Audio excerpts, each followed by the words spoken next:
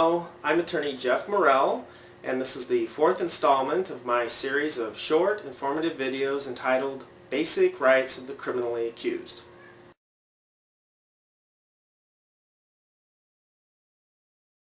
In a felony case, a defendant has a right to a preliminary hearing. If you watch all the cop shows on TV, they always refer to these things as probable cause hearings.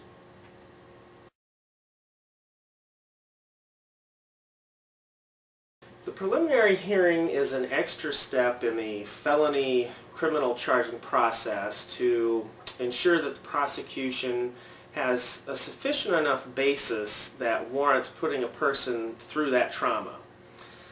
In the federal system, this extra step is usually taken care of by the convening of what we call a grand jury. A grand jury is just like any other jury. It's a group of people drawn from the immediate community who are convened together. Evidence is presented to them and they make a decision. In the federal grand jury process, as well as other states that have a grand jury process instead of simply a preliminary hearing phase like Wisconsin, only the prosecution is allowed to present evidence. It's usually done in secret, and although a defendant or a prospective criminal defendant may in fact be called upon to give testimony before a grand jury, he or she is not necessarily afforded any opportunity to present any evidence in his or her defense. And in fact, they're not allowed to have an attorney. So, you've heard the old saying, they could indict a ham sandwich. Well, that's what it comes from.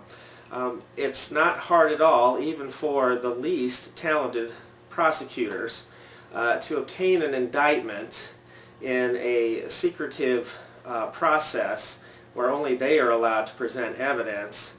And it's really not hard at all to get a bunch of blowjos and Jane Does from the community to believe just about anything they say.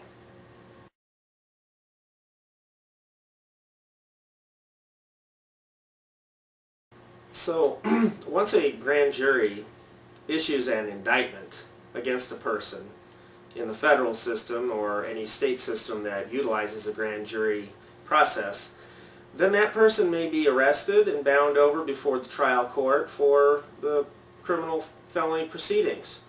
In Wisconsin, as I said, we don't have, at least at the state level, we do not have a grand jury system to determine probable cause. We have what I've said is the preliminary hearing phase. I explain the preliminary hearing process to my clients like this.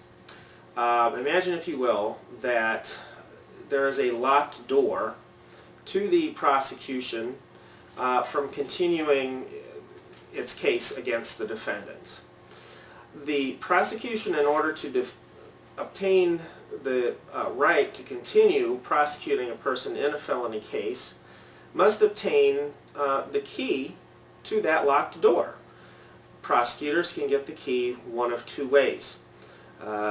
They may do it the traditional way, by earning it, by way of establishing evidence that shows that the defendant probably committed the felony that he or she is accused of, or any felony, such that it warrants binding him or her over to the judge and possibly going to trial or settling it, or however the case ends up.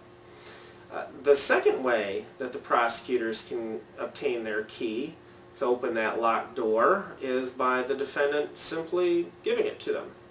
And this is prudent in some cases where it may be strategically advantageous for a defendant to acquiesce to the waiver of a preliminary hearing and just go ahead and agree to be bound over in front of the trial court to continue the felony charging process. Sometimes, for example, sometimes you'll have prosecutors make a very nice offer in exchange for a defendant's waiver of his or her right to a preliminary hearing. If the defendant does not waive the preliminary hearing it's usually not a real big deal for the prosecution to earn their key. One or two witnesses, usually a cop, are put on the stand. The testimony isn't very detailed, especially where there's a confession, an alleged statement. All the cop has to do is testify that, yes, the defendant said he or she did it or whatever, or testify to basic facts that would support the allegations. It's not hard. 99% of the time, a defendant is bound over. The preliminary hearing is not an opportunity for the criminally accused to defend themselves and try to show that they are not guilty. Yes, the defendant is allowed, by way of his or her attorney, if he or she is represented by an attorney, to present evidence, but the only issue is whether or not that defendant probably, not possibly, it's too low of a threshold, but probably committed that felony which he or she is accused of, or any felony. Again, the key word is probable, not possible. After all, it's a probable cause hearing, not a possible cause hearing.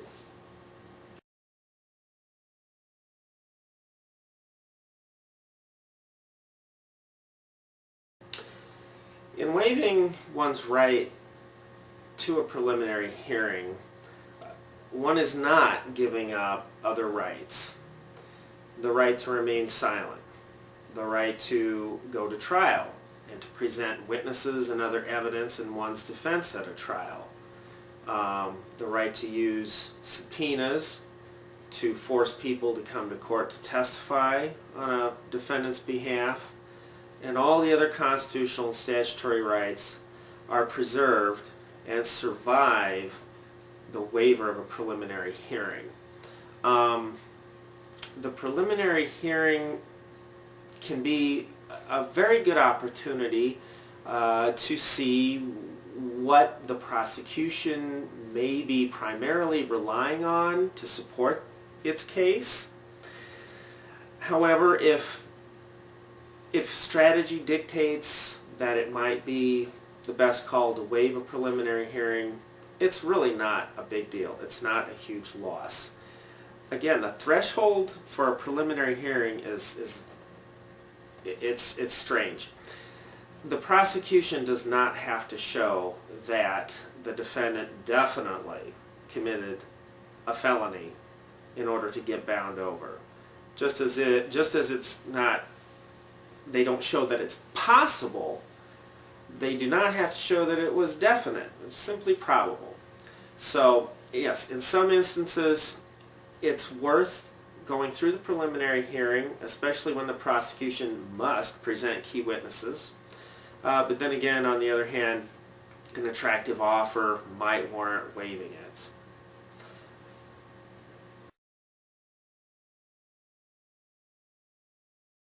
If you have a case in Wisconsin and you would like to find out more about how our criminal justice system works, call or email me, Attorney Jeff Morrell, anytime for a free consultation.